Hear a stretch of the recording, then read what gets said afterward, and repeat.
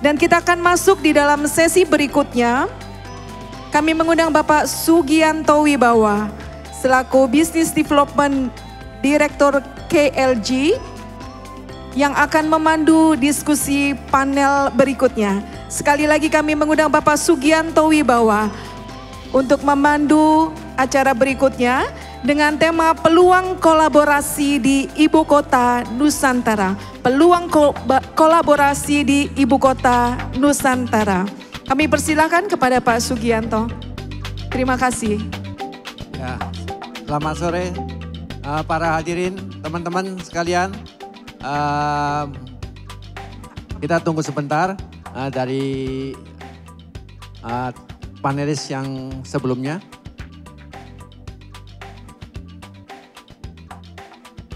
Oke, kita akan memasukin topik kali ini adalah soal masalah ibu kota negara.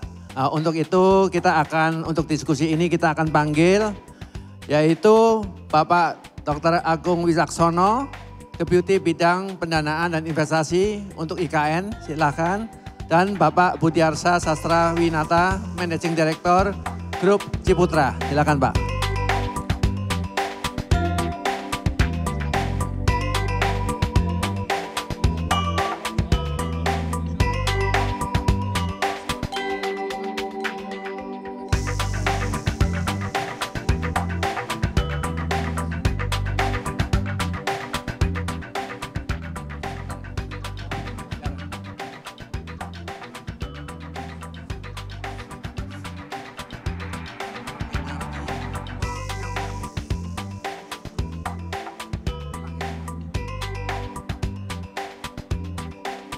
Selamat datang Pak Indardi, Ketua LKPP.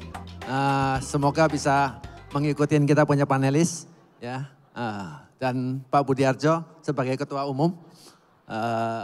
Jadi ini Ketua Umum Hipindo yang luar biasa. Jadi kita tunggu sebentar. Ini masih agak chaos sedikit suaranya.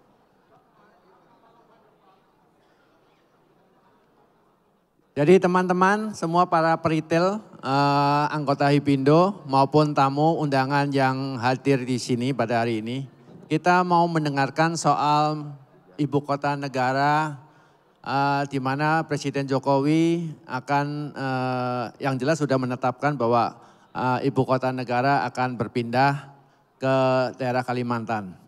Nah, para peritel ini mau mendengarkan sebenarnya seperti apa rencana IKN ke depannya, karena peritel ini kan pasti carinya cuan, ya. Jadi di mana kalau kita mau berbisnis, pasti di situ membutuhkan keyakinan. Nah, sedangkan di sini juga kita akan hadirkan juga dari developernya yang sangat luar biasa, yang sangat besar, yaitu di Indonesia adalah Ciputra Group. Nanti akan menceritakan, kalau developer kan juga cari cuan juga ya Pak.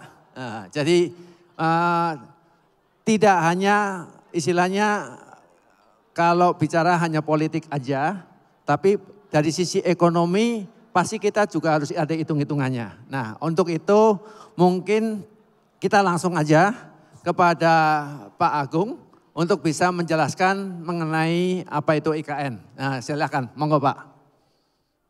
Terima kasih Pak Sugianto. Pak Budiarsa yang saya hormati, Kepala LKPP Pak Hendi, salam dari Pak Bambang Susantono, Pak Ketua Hipindo, Pak Budiarjo, Bapak Ibu sekalian, Bu Ana, Ketua OC, dan para retailer yang ada di sini yang kita targetkan nantinya bukan hanya Jakarta yang manis, tapi juga IKN yang cuan dan hijau dan green. Sehingga bisa panjang umur, tahan lama ya. Dan di sini akan saya sampaikan seperti apa situasi IKN sekarang dan peluang investasinya seperti apa. Sehingga rekan sekalian, Bapak Ibu sekalian yang ada di sini ini bisa confident bahwa masuk IKN ini sesuatu yang memang juga profitable. Saya akan mengawali, ini sedikit background saya saja. Jadi saya ini Otorita IKN. Otorita IKN ini sesuatu lembaga yang baru dibentuk oleh Presiden Jokowi, baru beroperasi awal tahun ini, ya. Dan kebetulan orangnya dari berbagai latar belakang. Kepalanya Pak Bambang Susantono, dulu wakil menteri, ya, wakil menteri perhubungan. Tapi terakhir tadinya di Bank Pembangunan Asia. Wakilnya Pak Doni Rahayu itu dari swasta, dari property developer juga. Dulu dididiknya juga sama Pak Budiarsa begitu. Nah, di dalam organisasi ini macam-macam, ada yang dari orang pemerintah, tapi ada juga kayak saya orang yang sebenarnya dari perusahaan. Jadi saya masuk ke IKN ini setelah sebelumnya sebenarnya saya banyak di perusahaan. Terakhir saya di developer namanya Jababeka. Dan sebelumnya saya sempat lama di DKI Jakarta ngurusin transportasi. Jadi waktu MRT pertama kali mau beroperasi, saya waktu itu kebetulan jadi direktur operasionalnya. Dan setelah itu Transjakarta Busway, kalau Bapak Ibu sekalian tentunya pernah naik atau paling tidak pernah lihat, ya, itu saya di sana juga waktu itu terakhir direktur utama sebelum COVID. Jadi dengan masuk ke IKN ini harapannya adalah kita bisa jembatani apa yang jadi minat dunia usaha dan kita di IKN, di Otorita IKN coba tawarkan, ya. Dan dari pengalaman saya ini mudah-mudahan ada yang bisa nyambung di antara yang ditawarkan pemerintah dan yang jadi minat dari para retailer. Nah, saya mau mengawali dari ini. Kalau bicara IKN, tentu tidak lepas dari sosok ini. Dari sosok presiden kita Pak Jokowi. Bukan hanya karena keberanian beliau untuk mengatakan ibu kota pindah tahun 2024, karena sebenarnya visi untuk pindah ibu kota itu sudah ada sejak zaman Presiden Soekarno. Namun adalah Pak Jokowi yang bisa merealisasikan ini. Mirip dengan waktu saya di MRT Jakarta dulu, saya ingat yang melakukan groundbreaking MRT itu Gubernur Jokowi. Jadi waktu Pak Jokowi gubernur tuh beliau yang groundbreaking. Padahal perencanaannya MRT sudah lama. 20 tahunan, bahkan dulu kita sering diledek, MRT itu kepanjangannya masih rapat terus gitu ya. Karena belum jalan-jalan. Tapi Pak Jokowi dengan keberaniannya groundbreaking dan sekarang jadi kita lihat di Jakarta banyak dipuji orang MRT-nya walaupun masih baru satu jalur begitu. Sama IKN ini kalau orang bertanya, ini lanjut gak kalau bukan Pak Jokowi lagi? Saya akan langsung mulai aja dengan itu. Saya bilang, di negara ini banyak ya kejadian-kejadian di mana sesuatu dimulai oleh seorang pemimpin, tapi ketika dia berjalan dengan baik, sudah menarik minat banyak, ya, maka ini is a point of no return, nggak akan bisa dibalikkan. MRT penumpangnya udah sekian banyak dan waktu MRT beroperasi itu gubernurnya udah bukan Pak Jokowi lagi loh, ya.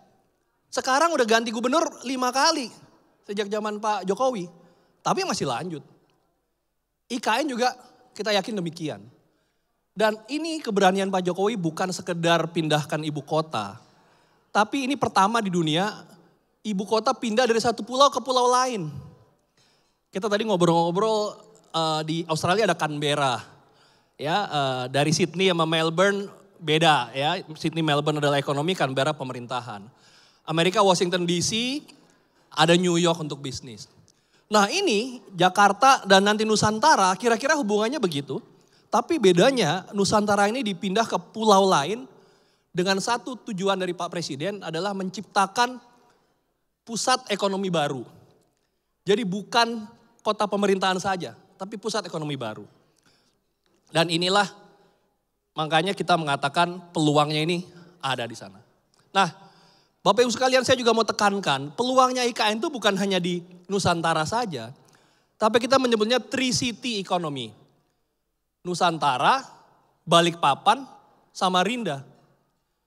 Balikpapan, Samarinda paling tidak sekarang 800.000 populasinya. Ya, Samarinda juga demikian. Nusantara ini akan bisa tumbuh, ya, karena 3 ini. Dan peluang bisnis bagi Anda sekalian, Bapak Ibu sekalian, bukan hanya di Nusantaranya saja nanti, tapi juga dari Balikpapan, dari Samarinda, Yang saat ini dari Balikpapan ke IKN itu perjalanan darat sekitar 1,5 sampai 2 jam. Karena tolnya belum penuh. Tapi nanti begitu beroperasi dari airport tuh 50 menit Bapak Ibu sekalian. Kita di Jakarta 50 menit itu biasa. Ya. Dari airport ke tempat tujuan itu biasa. Ini juga nanti demikian. Sehingga kita mesti melihat peluangnya dari 3 kota ini. Dan tentunya Pak Kepala KPP dulu megang Semarang bertahun-tahun, kuncinya adalah bagaimana menciptakan kota ini menjadi magnet ya, dan membangun hubungan dengan kota-kota sekitar. Orang melihat Semarang tidak lepas dari Solo, Jogja, begitu. Sama juga, saya beberapa minggu lalu dengan Pak Presiden ke China, ke Shenzhen, sebuah kota di selatan. Dia tumbuh ternyata karena dampak dari Hong Kong dan dari Guangzhou. Sama, di IKN juga kita punya visi bahwa push dari Balikpapan dan Samarinda akan berperan. Nah kalau ditanya populasinya gimana, potensi demand-nya seperti apa? Kita proyeksikan memang di tahun 2024 ketika akan dimulai, ini sekitar 200.000 penduduk IKN. Bukan hanya dari PNS yang akan beralih ya. Itu nanti sekitar dari PNS itu proyeksi kita di akhir tahun depan sekitar 17.000. Tapi itu belum dengan dependennya ya. Cuman warga di sekitar juga cukup besar ya. Dan yang paling penting adalah IKN itu bukan berhenti di 2024. We have already a plan bahwa dari 2024 sampai nanti 2045 ketika kita mencapai 100 tahun kemerdekaan, itulah era Indonesia Emas. Targetnya di titik itu kita mencapai populasi 1,9 juta. Ya. Jadi Bapak Ibu bayangkan potensi ekonomi yang diciptakan dari peluang pertumbuhan populasi ini. Nah, kemudian di mana peluangnya? Pemerintah menargetkan IKN ini hanya 20% dibangun dengan APBN. Dari kebutuhan hampir 500 triliun, 20% saja yang APBN, tapi sisanya ya itu akan berasal dari investasi swasta. Ya. Dan di antara investasi swasta itu ada 2 komponen, ada yang namanya skema PPP, Public Private Partnership atau KPBU, nanti saya akan jelaskan, dan investasi murni. Contoh kalau mau bangun mixed use, mau bangun mall, mau bangun hotel, itu mostly masuk di yang swasta murni. Nah, selanjutnya kita lihat untuk mengawali langkah menangkap cuan itu seperti apa. Saya gambarkan ini adalah 8 langkah untuk berinvestasi di IKN. Diawali dengan yang namanya LOI, Letter of Intent. Perusahaan Bapak Ibu sekalian kirimkan surat ke kami ya, dan nanti kemudian kita akan review LOI-nya dan kita prioritisasi sesuai kebutuhan. Nanti kita tunjukin apa yang jadi pilihan prioritas. Setelah itu ada meeting one on one ya, stage-nya. Setelah itu ada surat konfirmasi ya. Dan setelah itu ada respon. Nah, masuklah kemudian ke fase NDA, non disclosure agreement. Mulai ada perjanjian untuk saling tukar data ya, supaya kemudian bisa dilakukan studi kelayakan, feasibility study, dan nantinya tentu proses negosiasi mencapai deal. So it's a simple process yang juga terjadi di mana-mana ya. Namun secara spesifik inilah sektor yang kita prioritisasi ya. Untuk IKN ini bisa menjadi sebuah kota yang menjadi tempat untuk, kita tentu paham, untuk tempat untuk work, live, and play. Ya, tempat kerjanya ya, kantor-kantor pemerintah yang sekarang sedang dibangun, istana kemarin baru minggu lalu kami ke sana, besok pagi-pagi juga kami ke sana lagi. Istana sudah mulai berbentuk, waktu itu sebelumnya baru pondasi, tapi ini sekarang udah mulai kelihatan. Ya. Kantor-kantor Kemenko dan yang paling berwujud itu rumah jabatan menteri. Rumah jabatan menteri kami datang kemarin Pak Hendy sudah berdiri, jadi kira-kira akhir tahun selesai. Ya, jadi tentu jangan khawatir Pak gitu ya, pasti tersedia di sana begitu. Dan itu menjadi bagian dari 12 sektor prioritas. Yang utama ini ada 6, mulai dari hunian, rumah tadi, energi terbarukan, telekomunikasi, transportasi, air dan sampah. Di samping yang ini sifatnya urgent, nah Pak Budiarjo tuh ngingetin saya waktu itu. Jangan dilupakan gitu ya. Nah ada yang sektor ini sebutnya prioritasnya tinggi, high priority. Termasuk diantaranya mixed use. Ya. Nah disinilah mixed use ini nanti ruang buat retail tentunya. Saya mau detailkan lagi, in total kalau kita breakdown dari lahan yang ada, lahan IKN itu total sekitar 300.000 hektar, 230.000-nya tanah.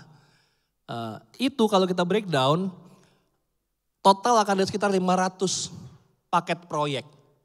Ya. Dan ini mulai dari ruang terbuka hijau, sampai mixed use, sampai hunian, sampai ke fasilitas sosial. Yang kita sudah ada dan terus kembangkan, paket-paket ini mulai dari lokasinya di mana, harga tanahnya berapa, ya, dan nantinya kemudian desainnya seperti apa, building code-nya seperti apa, ya. Dan ini terus berproses ya, dan Pak Presiden sudah sampaikan waktu itu sudah umumkan di Munasrey, sekarang tanahnya IKN sudah pegang sertifikat 34.000 hektar, ya, dan siap untuk ditransaksikan. Nah harganya kita sedang melakukan dan sudah selesai ini evaluasi tanah, ya, appraisal udah selesai dan ini tinggal diteken aja, ya. Pak Kepala, Pak Bambang saat ini lagi di istana nih. Saya barusan ini beliau dipanggil oleh Pak Presiden, mungkin melaporkan juga perkembangan-perkembangan ini. Nah ini contohnya, kalau Bapak Ibu sekalian ingin tahu peluangnya seperti apa. Yang saat ini saya bisa tunjukkan peta. Ya, petanya adalah, ini peta yang sebelah kanan ini adalah peta IKN, ada yang namanya KIPP, Kawasan Inti Pusat Pemerintahan. Dan salah satunya itu ada area di situ sekitar 800 hektar yang bisa dibangun untuk hunian. Hunian tadi yang sifatnya rumah tapak gitu ya, untuk menteri, pejabat tinggi negara begitu. Tapi juga untuk para ASN itu akan dibangun apartemen. Ya. Dan peluang untuk kontribusi di sini bagi property developer bangun rumah, bangun apartemen itu terbuka. Baik dengan cara skema beli lahannya dengan HGB, kemudian setelah itu dijual, atau yang lebih atraktif lagi adalah dengan skema KPBU tadi yang akan kami ceritakan. Dan ini kami beruntung sekali nih di soal KPBU ini kami didukung sekali oleh LKPP. Aturan-aturannya dibuatkan juga begitu oleh Kepala LKPP, bahkan peraturannya saya masih ingat nomornya nomor 1, perka LKPP nomor 1 tahun 2023. Jadi pertama kali dibikin aturan tuh buat IKN oleh LKPP. Ya. Nah ini skema investasinya bisa yang saya sampaikan PPP atau swasta atau juga dengan loan ya, dari bank financing. Nah saya kasih gambaran yang PPP tadi, yang KPBU. Kalau Bapak Ibu sekalian, apakah itu kontraktor atau supplier atau building management buat satu SPV, ya, SPV ini akan bertanda tangan, berkontrak dengan kita di Otorita IKN sebagai yang namanya PJPK, ya. Ini perjanjian PPP ini akan memberikan kepastian bahwa investasi yang dilakukan untuk bangun rumah tadi akan dikompensasi kembali oleh pemerintah dengan yang namanya skema availability payment. Karena kalau dilihat di sini ada namanya guarantee agreement ini antara si SPV dengan Kementerian Keuangan dan PT PII sebagai penjaminnya.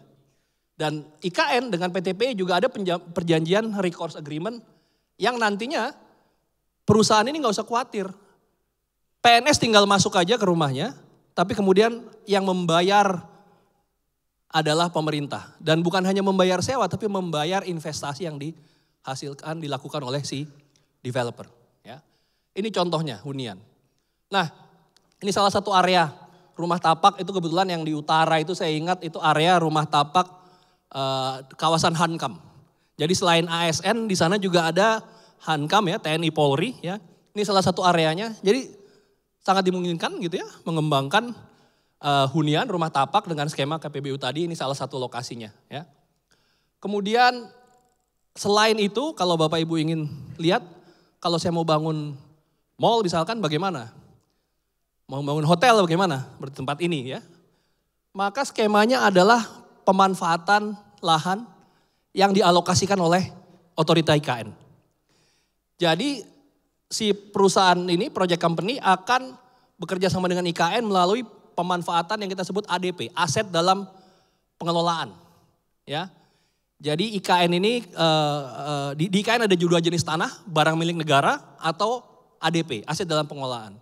Nah, dengan skema aset dalam pengelolaan ini kita bisa berkontrak ya nanti dengan kita punya namanya badan usaha otorita. Jadi semacam BUMN tapi milik otorita yang akan berkontrak dengan si project company tadi.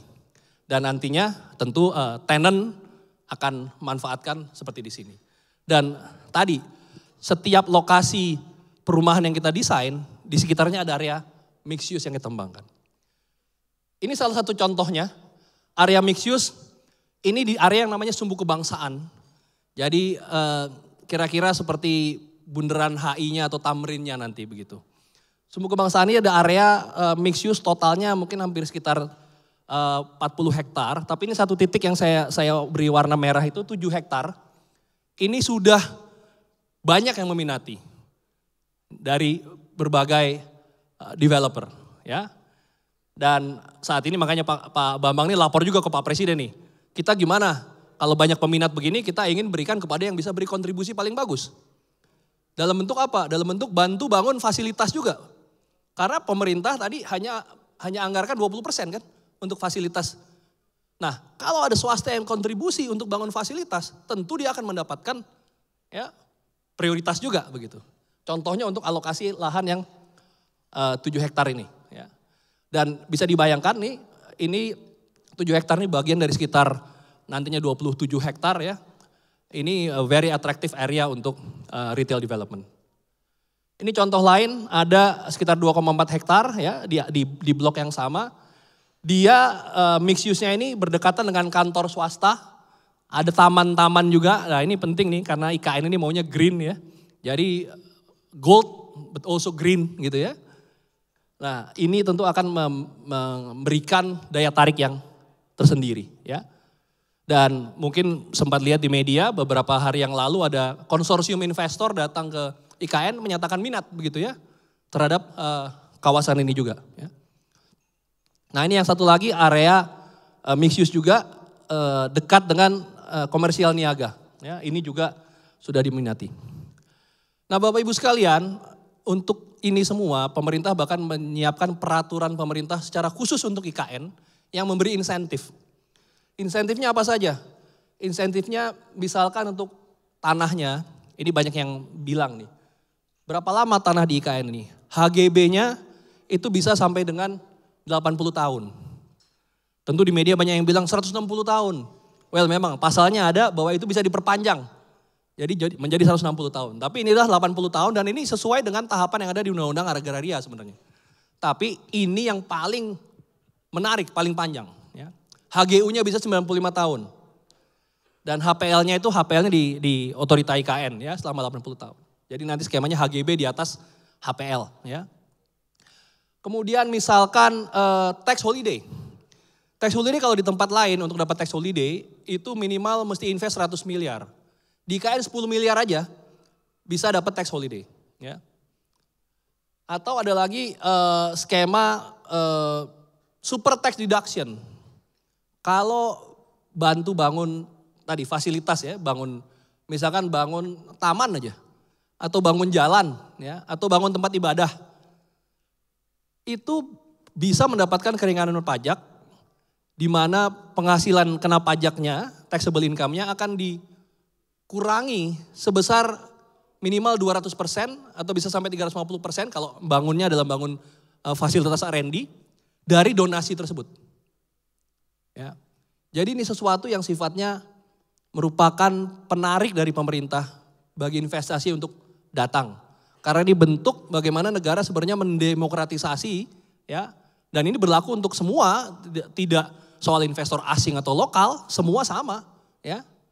Untuk bisa berkontribusi di IKN. Nah ini contohnya tadi yang simulasi pengurangan pajak ya. Di mana tadi kalau misalkan penghasilan perusahaannya 20 triliun. Kemudian dia kontribusi untuk bangun fasilitas misalkan 200 miliar, maka 2 kali lipat dari 200 miliar jadi 400 miliar, itu akan dikurangkan ke penghasilannya dia. Ya. Jadi 20 kurang 400 miliar, itulah jadi penghasilan kena pajaknya. Yang tentunya akan berkurang ya. Sebagai sebuah penarik untuk berinvestasi di IKN. Dan Bapak Ibu sekalian kalau Anda tanya emang sudah banyak yang datang, well jangan terlambat. Karena dengan Pak Presiden turun langsung beliau mengundang ya menjadi marketer, menjadi sales, ini sudah paling tidak ada 7 perusahaan yang ngantri. Logo-logonya saya tunjukin di sini ya. Termasuk tentunya Pak Budiarsa bisa cerita lebih banyak begitu ya. Bagaimana peran Ciputra di sini ya. Yang dengan proses yang jalan ini kita targetkan groundbreaking bisa dilakukan dalam waktu dekat ya. Tadi tanah nilainya sudah selesai dinilai. Kita menggunakan KJPP independen supaya semuanya sesuai dengan good governance ya. Kemudian akan ditetapkan NJOP ya. Jadi prosesnya sebenarnya sama ya. Ada NJOP dan NJOP itu nanti akan menjadi dasar transaksi. Dan kemudian targetnya kita harapkan bisa groundbreaking itu sebelum kuartal atau di kuartal terakhir tahun ini itu sudah bisa groundbreaking. Karena pesan Pak Presiden adalah negara sudah masuk ke IKN, pembangunan sudah jalan, beliau ingin swasta juga masuk ke IKN di tahun ini juga, di tahun 2023. Demikian Bapak Ibu sekalian, terima kasih. Ada orang bilang some people make things happen, some watch things happen. Kita sekarang mungkin lagi watching things happen. While others wonder what has happened. Tapi saya percaya Pak Budiarsa dan yang ada di sini adalah those who make things happen. Terima kasih. Terima kasih Pak Agung Wicaksono. Dari penjelasan Pak Agung mengenai IKN, mungkin saya akan langsung ke Pak Budiarsa sebagai developer Ciputra. Bagaimana pengembang swasta ini bisa sangat yakin, sehingga lebih meyakinkan para peritel yang ada di sini untuk juga ikut bergabung mensukseskan IKN. Silakan Pak Budiarsa. Terima kasih Pak Ketua LKPP dan Sri Kandi kita, Ibu Ana. Terima kasih kesempatannya ini. Kita memang terus terang Ciputra Group ini diundanglah oleh IKN sejak awal. Dan memang kita sudah menunjukkan komitmen kita juga terhadap pengembangan di IKN ini. Tapi mungkin saya mulai dulu sedikit dengan apa yang sekarang sedang Ciputra Group lakukan ya. Secara global kita saat ini memiliki 110 proyek di lebih dari 30 kota di Indonesia dan di luar negeri. Core business kita memang di integrated development dengan beberapa other business yang juga masih related dengan kegiatan kita. Untuk residensial kita sekarang sedang mengembangkan lebih dari 14.000 hektar dari total 110 proyek tersebut dengan 75 township dan low rise pengembangannya. Untuk komersial kita saat ini memiliki lebih dari 350.000 square meter office space, 1.400 kamar hotel, 7 mall, super block 5, healthcare 5 dan juga golf course 3. Nah ini adalah proyek-proyek yang sudah kami miliki, yaitu mall awalnya adalah Mall Ciputra dan Hotel Ciputra Jakarta, Mall Ciputra dan Hotel Ciputra Semarang, Lotte Mall dan Raffles Hotel Jakarta, Ciputra World dan Ciputra Hotel Surabaya, Mall Ciputra Seraya Pekanbaru, Mall Ciputra dan Hotel Ciputra Cibubur, Mall Ciputra Citra Raya Tangerang, dan Citra Dream Hotel di Bintaro, Bandung, Cirebon, Semarang, dan Jogja. Nah sekarang kembali ke IKN nih. Jadi memang pada saat sosialisasi yang dilakukan oleh Presiden sendiri di Jakarta Theater tahun lalu, itu memang kita dikonfirm lagi oleh beliau. Walaupun sebetulnya kita sudah menyatakan minatnya, kita sudah memberikan letter of intent kita kepada IKN pada waktu itu. Nah ini kalau ini saya rasa Pak Agung yang lebih mempunyai data yang lebih lengkap. Tapi yang menariknya di sini adalah konsep dari IKN itu salah satunya ya Pak Agung, bahwa IKN akan menjadi 15-minute city. Nah, 15-minute city ini berarti semua itu tidak lebih dari 15 menit, ke lokasi-lokasi yang kita butuhkan dalam kehidupan kita sehari-hari. Dari pendidikan, bekerja, kesehatan, untuk leisure-nya pun, jalur parknya, jalur hijaunya, dan termasuk tentu pusat-pusat perbelanjaan. Nah ini yang sangat menarik, karena konsep 15 Minute City ini di samping memang sudah menjadi bagian dari konsep IKN, juga tergairahkan lagi dengan adanya pandemi COVID-19 yang lalu. Sehingga kita dengan work from home, itu kita membutuhkan segala kebutuhan kita sehari-hari itu dalam jangkauan yang sangat singkat. Nah, ditambah dengan kita waktu itu merasakan sendiri dengan lockdown, sehingga kita mau kemana-mana kita mencari tempat yang terdekat. Sehingga ini ada masa yang kita sebut ini retail reinvention. Nah, kita kemana-mana, khususnya tentu kebutuhan untuk retail ini menjadi sangat amat penting. Sehingga kita juga melihat satu fenomena bahwa shopping atau retail area ini menjadi localized, sangat localized. Nah ini menjadi tentu kesempatan untuk para retailer berada di IKN ini. Karena kalau kita lihat, tentu dengan more localized-nya retail ini, dengan 15 Minute City, itu praktis terjadi simpul-simpul di dalam satu pengembangan kota baru ini. Kita lihat misalnya, di dalam satu green area, entah namanya Botanical Garden atau Green Park, itu juga dibutuhkan retail. Sehingga ini tentu retail yang disesuaikan dengan lingkungannya. Juga di lingkungan perumahan pasti dibutuhkan retail-retail ini dengan tentu konsepnya yang family oriented. Dan di transit oriented development ini juga tentu dibutuhkan karena ini akan menjadi konsep pengembangan di kota-kota besar.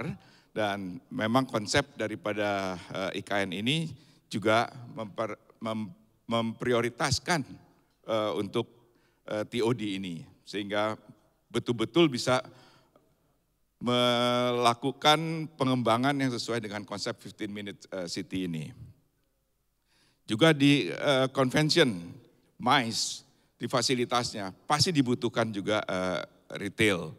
Yang ini pasti juga menjadi satu kegiatan utama daripada pengembangan sebuah kawasan. Nah kalau kita lihat di IKN, apa yang saat ini kita propose ya ke IKN yang masih dalam pembicaraan di mana dan apakah tepatnya dengan skala prioritas jenis pengembangan yang akan kita lakukan, ini berada di kawasan KIPP, di luar KIPP tapi masih di WP 1. Nah, ini sekedar proposal dari konsep yang rencananya kita akan kembangkan, yaitu dengan adanya retail yang tadi saya sebutkan tadi dalam satu kawasan ini, karena yang akan kita kembangkan adalah kawasan yang berkonsep MICE. Karena kita yakin di tahap awal ini pasti kebutuhan akan convention, seminar, pertemuan, exhibition, hotel itu pasti merupakan kebutuhan utama. Sehingga pengembangan yang kita usulkan kepada pemerintah adalah pengembangan kawasan yang berkonsep MICE. Sehingga tentu MICE ini perlu juga didukung dengan retail, juga kita buat tentu dengan konsep green city-nya, dengan park dan botanical garden. Dan memang kebetulan pengalaman kami dalam mengembangkan integrated development di beberapa kota, itu kita akan lakukan juga dengan supporting facility seperti golf, yang sangat tepat kami melihat akan mendukung kegiatan MICE ini. Sehingga kita tempatkan juga bersamaan dengan lokasi MICE-nya itu sendiri. Mungkin tentu residensial pasti kita akan utamakan juga, pada tahap-tahap awal ini juga pasti dibutuhkan, tapi tentu dengan segmen pasar yang sesuai dengan konsep pengembangan secara integrated pengembangan kita yang berdasarkan konsep MICE tersebut. Sehingga tentu jenis tipe-tipe rumahnya, market segmennya juga disesuaikan dengan kondisi daripada konsep pengembangan secara keseluruhan daripada area yang kita propose untuk dikembangkan tersebut. Tentu ini belum confirm ya Pak, tapi masih dalam pembicaraan di mana yang tepat dan timingnya kapan yang di mana kita bisa mulai. Tapi komitmen kita tetap kita akan ikut berpartisipasi dalam pembangunan IKN ini, dan ini kita memang melihat potensi daripada IKN ini sangat besar karena target dari pemerintah membangun IKN ini bukan, sekali lagi bukan hanya sekedar kota administrasi, tapi kota ekonomi. Kalau hanya sekedar kota administrasi itu pasti Pak Agung bilang mudah ya Pak, karena audiensnya jelas hanya ASN, tapi justru karena kota ekonomi dibutuhkan satu kegiatan ekonomi yang betul-betul terintegrated. Sehingga inilah yang menjadi challenge, dan dengan tekad dari pemerintah memberikan insentif yang tadi sudah disebutkan oleh Pak Agung, yang saya rasa is too good to refuse ya. Kesempatan ini untuk kita gunakan untuk mengembangkan IKN ini bersama-sama.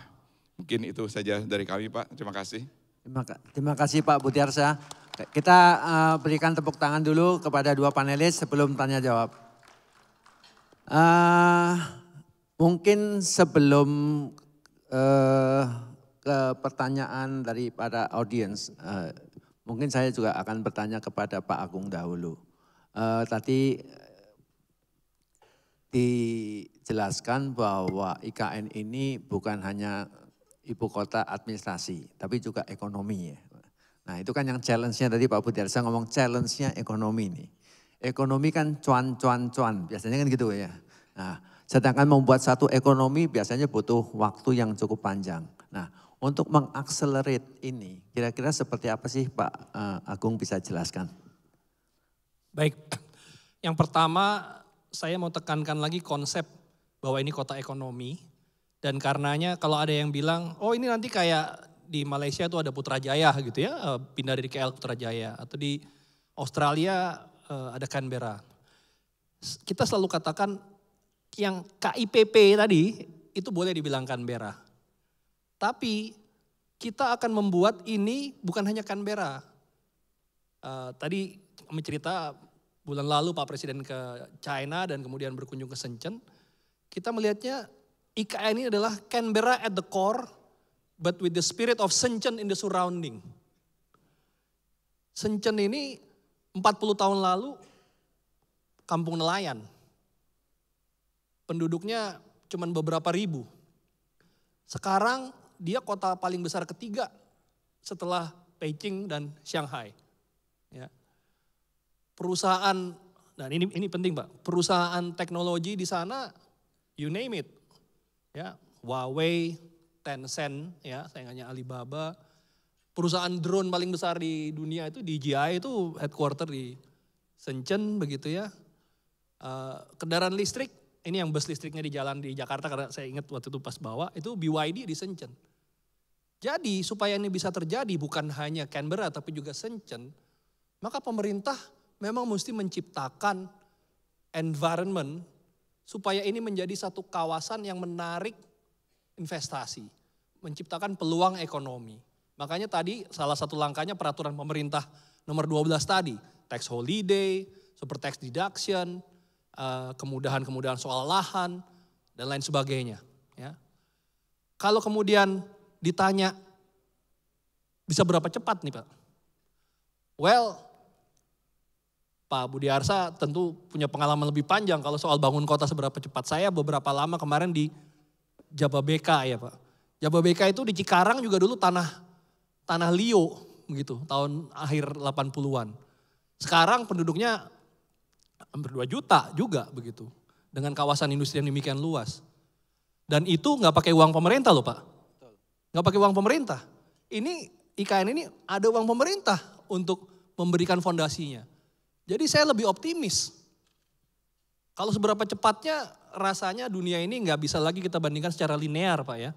Tapi kita punya optimisme, ini lebih kuat dorongannya dari pemerintah.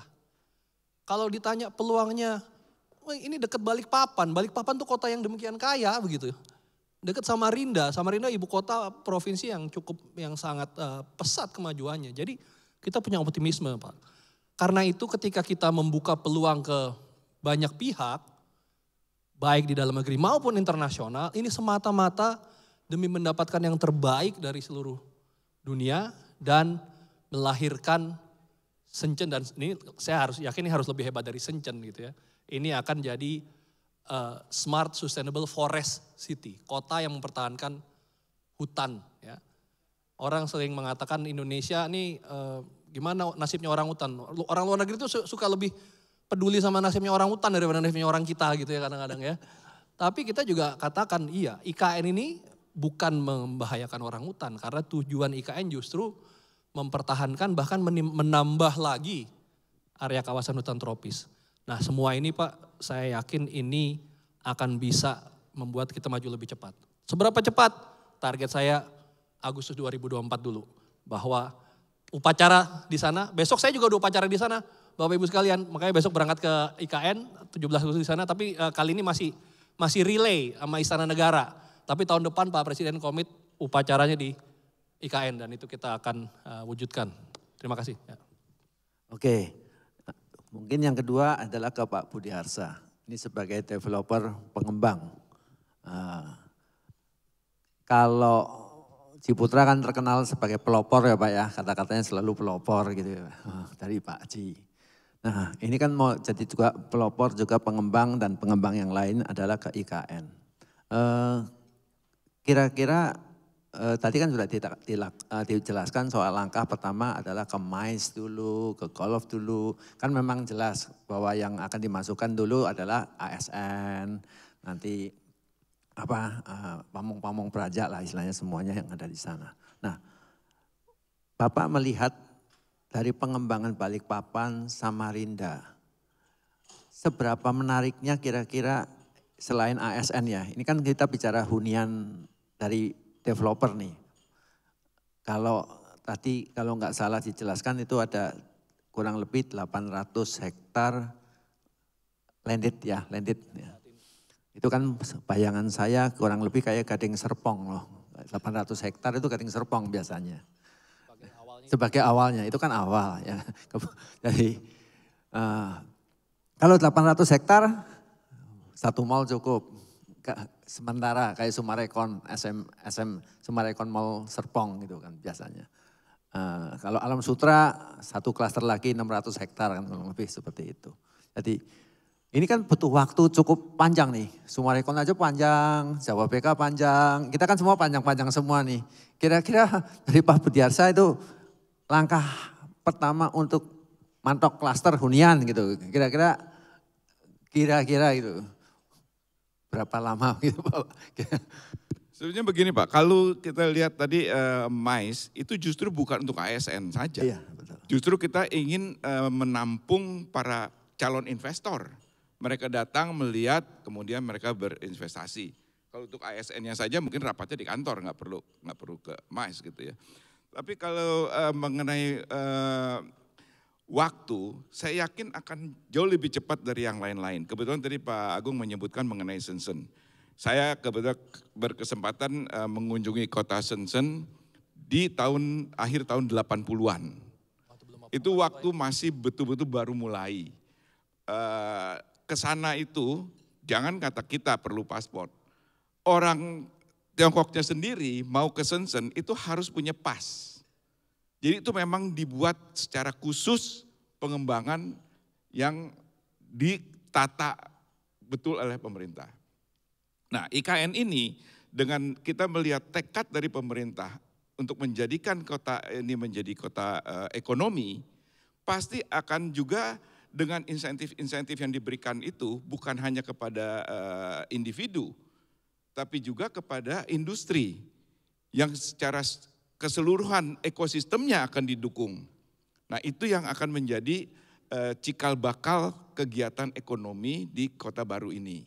Karena kalau tidak ada trigger, dibiarkan begitu saja laissez-faire lah gitu ya, berkembang sendirinya seperti kota-kota baru yang kita kembangkan, misalnya pengalaman saya di BSD, Pak Agung di Jawa BK, itu tentu memang makan waktu lama. Dan itu memang hanya merupakan satu limpahan dari kota induk gitu. Itu makanya kenapa perlu waktu, dia berkembang sendiri. Mulai dengan istilah kalau dari urban planner itu sebelum menjadi kota mandiri dia akan menjadi dormitory town ya, kota asrama gitu kan, tinggal di situ tapi masih ke kota induk. Nah, dengan dia berkembang dia meningkat menjadi kota satelit. Kemudian baru dia menjadi kota mandiri karena dia bisa menciptakan lapangan kerja sendiri. Nah, itu makan waktu lama dari contoh-contoh yang kita sudah alami. Nah, dengan tekad dari pemerintah yang memberikan insentif bagi individu dan bagi industriawan, baik dalam dan luar negeri, saya yakin ini akan lebih cepat.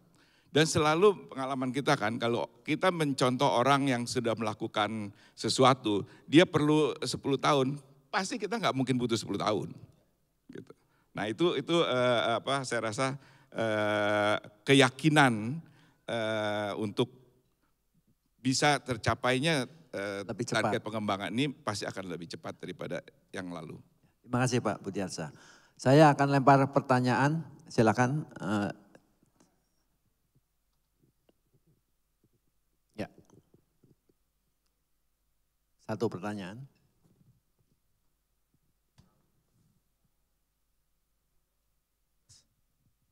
Udah, oh ya. Terima kasih.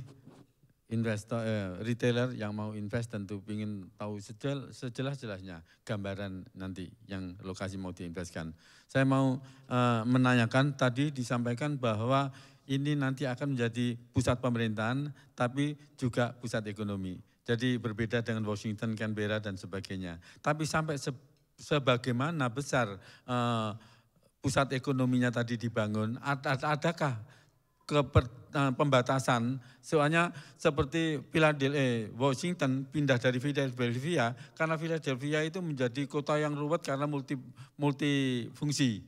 Terus kemudian Canberra dibuat juga karena Sydney atau Melbourne itu juga sudah ruwet karena multifungsi. Nah ini mau di ekonomi itu sampai sebatas mana? Misalnya aja Washington itu membatasi tinggi bangunan yang dibangun di Washington nggak boleh lebih tinggi daripada Capitol Hill, kantor DPR-nya Amerika, dan Monument of Independence, monasnya Amerika. Sehingga sampai sekarang Washington nggak pernah macet, enak aja untuk hidup di sana itu. Canberra juga gitu, the city in the garden. Siapapun yang bangun di Canberra harus halamannya lebih luas daripada bangunannya itu sendiri. Sehingga sampai sekarang nggak menjadi daerah yang ruwet, sibuk gitu, karena sampai sekarang enak aja di Canberra itu. Ngelihatnya lingkungannya bagus, apalagi tren untuk cinta pada lingkungan dan iklim, perubahan iklim itu lebih besar. Nah ini sampai di mana? Oke deh, memang perlu ekonomi juga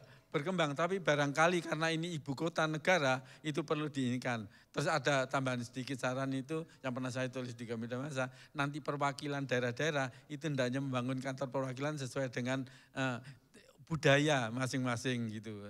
Sehingga nanti sekalian seperti taman mini gitulah, kantor perwakilan Papua begini, Jawa, Sumatera begini, dan sebagainya, Bali begini dan sebagainya. Ini terima kasih kalau atas pemberian kesempatan kepada kami. Terima kasih Pak. Mungkin ini pertanyaan untuk Pak Agung. Silakan Pak Agung. Baik, terima kasih Pak, siapa tadi ya? Pak siapa Pak? Sunan Kalijogo. Sunan, Oke. Sunan. Pasti dari Semarang. Sunan Pak. ada 9 loh Pak soalnya Pak, tapi ini yang salah satunya berarti Sunan Kalijogo ya. Baik, terima kasih.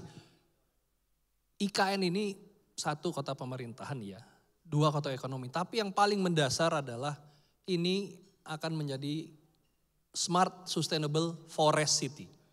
Dari namanya keren memang, Smart City. Tapi sustainable, ini yang paling paling signifikan dan paling penting. Dan disinilah komitmennya diuji Pak. Nah kalau ditanya batasan-batasannya apa? Pertama, tadi disebut tentang perubahan iklim. IKN sudah punya sebuah komitmen dan sekarang sedang disusun master plan-nya untuk mencapai yang namanya net zero emission. Ya, emisi karbon ini bisa jadi netral di tahun 2045. Nah, bagaimana caranya untuk itu? Kita sangat ketat dalam memberikan batasan-batasan kaitannya dengan kegiatan yang menimbulkan pencemaran lingkungan, emisi karbon, dan polusi udara. Bapak Ibu sekalian, ini yang paling rame di koran dan sampai Pak Presiden manggil rapat sekarang ini kan soal polusi. Jakarta, bahkan Tangerang Selatan, saya juga kaget, saya tinggal di Tangerang Selatan Pak. Ya, air quality index-nya 170 ya, pokoknya di atas 150 begitu. Ya. Balikpapan IKN masih 17 Bapak. 17. Nah ini, gimana kita jaga ini? IKN ini adalah soal memberikan udara bersih buat anak cucu kita. Gitu. Dan karena itulah tadi yang namanya net zero emission itu, ya mencegah pemanasan global, kita mau lakukan. Satu. Kedua, mobilitas di dalam kawasan, ini selain tadi dibuat 10 minute city, atau 15 minutes ya, kalau kita malah konsepnya 10 minutes, itu artinya tata ruangnya dibuat sedemikian rupa sehingga mobilitas itu mudah. Dengan kendaraan umum yang basisnya listrik. Ya. Dan kendaraan pribadi pun yang masuk ke dalam itu akan, kita saat ini belum mengatakan apakah dibatasi sepenuhnya atau dilarang sepenuhnya atau dibatasi, adalah kendaraan yang listrik. Ya, yang didorong untuk masuk. Ya. Nah yang ketiga yang paling mendasar dan paling berat ini, tapi ini kuncinya adalah mengenai alokasi ruangnya. IKN ini targetnya Pak, hanya 25% yang nanti akan berupa lahannya itu urban environment yang dibangun. Sedangkan 75%-nya akan tetap ruang terbuka hijau. 10% itu nanti taman atau juga termasuk yang namanya area pertanian. Tapi 65% ini very committed and very ambitious dan ya kita harus berusaha keras juga. 65% itu adalah kawasan hutan. Baik yang existing kawasan hutan tropis maupun yang akan dihutankan kembali. Jadi kalau Bapak Ibu datang ke IKN itu akan lihat sebenarnya IKN itu yang sekarang itu area hutan produksi Bapak Ibu sekalian. Ya, dulu HTI ya kan. Ini akan dihutankan kembali dengan ditanami bibit-bibit. Jadi salah satu yang Pak Presiden banggakan di IKN itu sekarang ada persemaian. Di area Mentawir namanya. Jadi bibit-bibit pohon yang nantinya begitu udah mulai tumbuh tinggi akan dibawa ke IKN ditanamkan di area yang sekarang hutan tanaman industri HTI dan salah satunya ada beberapa yang sudah ditamai kembali itu masih pakai pohon eukaliptus. Tapi masih monokultur gitu ya, belum tanaman yang endemik. Nah ini akan ditanemin lagi sehingga targetnya tadi 65% itu dihutankan kembali kawasan. Itu Pak yang akan membedakan IKN sebagai sebuah target karena ya kita ingin udara yang lebih baik daripada yang kita hidup di Jakarta ini. Ya, demikian. Terima kasih Pak Agung. Sebelum kita sudahin diskusi ini, saya akan wrap up dikit. Yang jelas, ayo kita sama-sama pindah ke IKN. Itu pertama ya. Karena kita kalau mau hidup sehat, pindah ke IKN. Nah, karena kita kan polisi di Jakarta ya. Yang kedua, saya yakin apa kata tadi dijelaskan oleh Pak Budiarsa, ini supporting pemerintah itu luar biasa duitnya. Nah, kalau dulu kan swasta sendiri Pak ya, ini ada duitnya pemerintah yang akan nge-push supaya mengakselerasi IKN ini sukses. Terima kasih Pak Budiarsa, Pak Agung.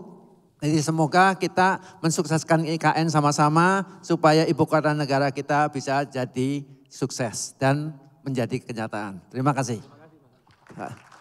Ya, sekali lagi kami mengucapkan terima kasih kepada Bapak Agung Wicaksana dan Bapak Budiarsa Sastrawinata. bersama dengan moderator Bapak Sugianto. Kami persilakan untuk berada di tengah panggung dan kami mengundang Ketua Umum Hipindo Bapak Budiarjo Iduansyah untuk menyerahkan souvenir bagi para sumber kita pada sore hari ini. Silakan Bapak berdiri di bagian tengah panggung. Boleh bergeser ke kanan sedikit, Pak? Ya, silakan.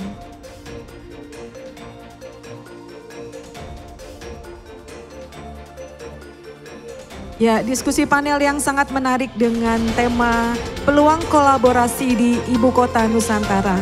Tentunya setiap kita sangat antusias dengan apa yang telah dipaparkan oleh kedua narasumber kita, Bapak Agung Wicaksana, Deputi Bidang Pendanaan dan Investasi untuk Ibu Kota Nusantara, dan juga Bapak Budiarsa Sastrawinata, Managing Director Grup Ciputra.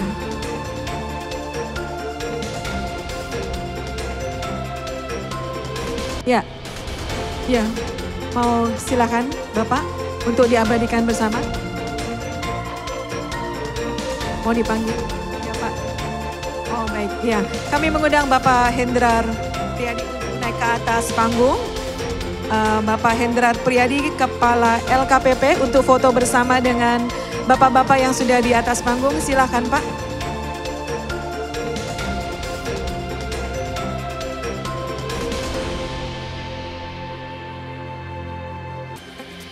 Boleh maju sedikit Bapak?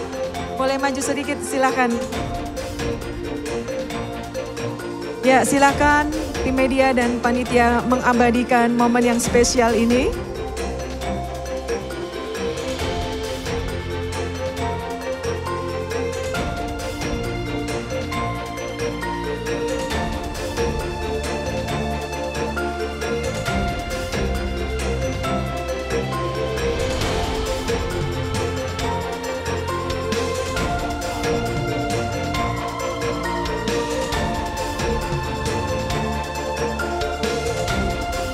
Ya, terima kasih kepada Bapak dan Ibu. Kami persilakan untuk kembali ke tempat.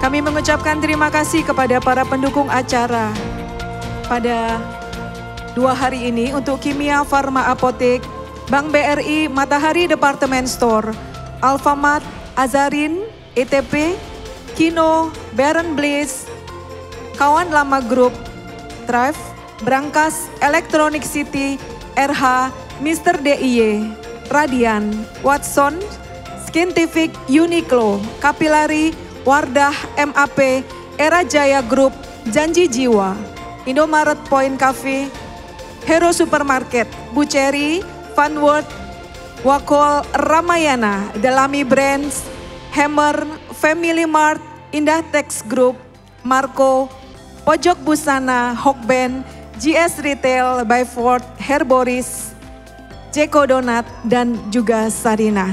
Terima kasih untuk kebersamaan Bapak Ibu yang masih tetap tinggal di ruangan ini. Dan sesaat lagi kita akan masuk di dalam diskusi panel berikutnya.